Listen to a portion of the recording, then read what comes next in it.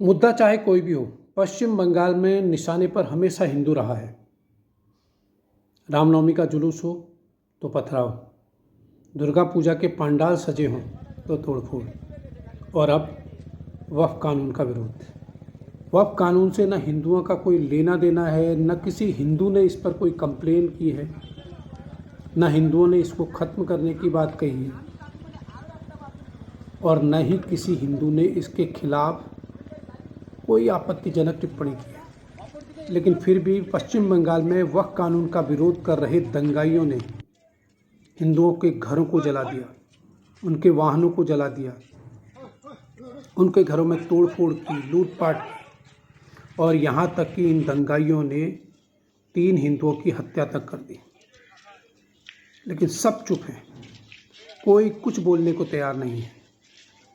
देश के विपक्ष ने तो जैसे कान में रुई ठूंस दी है, और पश्चिम बंगाल की सरकार क्या कर रही है ये भगवान जाने। पश्चिम बंगाल के मुर्शिदाबाद में खौफ का ऐसा माहौल है कि लोग वहां से अपने घर बार छोड़कर पलायन करने को मजबूर हैं।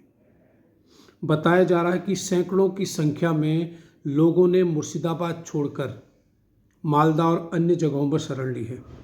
हालांकि मुर्शिदाबाद में हिंसा को काबू करने के लिए कोलकाता हाईकोर्ट के आदेश के बाद केंद्रीय बलों की 17 कंपनियां तैनात की गई हैं, जिसके बाद बताया जा रहा है कि हालात कुछ हद तक सामान्य हो गए हैं।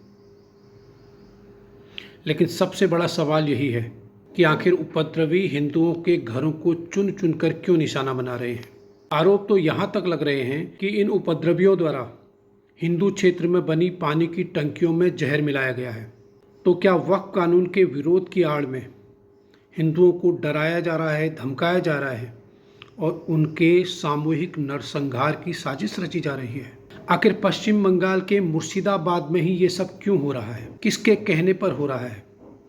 कौन इन दंगाइयों को भड़का रहा है और कौन हिंदुओं को निशाना बना रहा है? इसकी जांच तो आने वाले समय में जांच एजेंसियां और बंगाल पुलिस कर ही लेगी। लेकिन देश की आंतरिक सुरक्षा पर अगर कोई बाहरी हस्तक्षेप है तो ये हमारी जांच एजेंसियों के लिए बड़ी चुनौती है।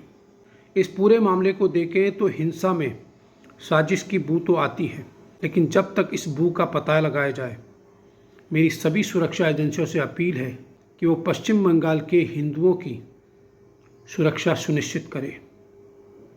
और अंत में जाते जाते एक और सवाल, हिंदू अफगानिस्तान से मारकर भगाए गए, हिंदू पाकिस्तान से मारकर भगाए गए, हिंदू बांग्लादेश से मारकर भगाए गए, हिंदू जम्मू और कश्मीर से भी मारकर भगाए गए, और अब हिंदू पश्चिम बंगाल से भी मारकर भगाए जा रहे हैं। आखिर आप कब तक इन चीज़ों को सहन करेंगे? मैं ये नहीं कहता कि आप तलवारें लेकर सड़क पर उतर जाइए, हिंसा कीजिए, बिल्कुल नहीं, कतई नहीं। हिंदू हिंसा का पक्षधर कभी नहीं हो सकता, लेकिन अपने खिलाफ हो रहे इन षड्यंत्रों को खत्म करने के लिए आपका एकजुट होना जरूरी है। जिस दिन आप एकजुट हो गए तो मैं आपको लिख कर देता हूं, आज जो आपके खिलाफ षड्यंत्र रच रहे हैं ये आपके कदमों में होंगे। बस आपका एकजुट होना जरूरी है। एकजुट रहिए और समय की प्रतीक्षा कीजिए। 5 साल के बाद लोकतंत्र का अधिकार, अपने मताधिकार का प्रयोग करने का समय जब आपके पास आएगा तो इन लोगों के चेहरों को पहचान कर वोट कीजिए,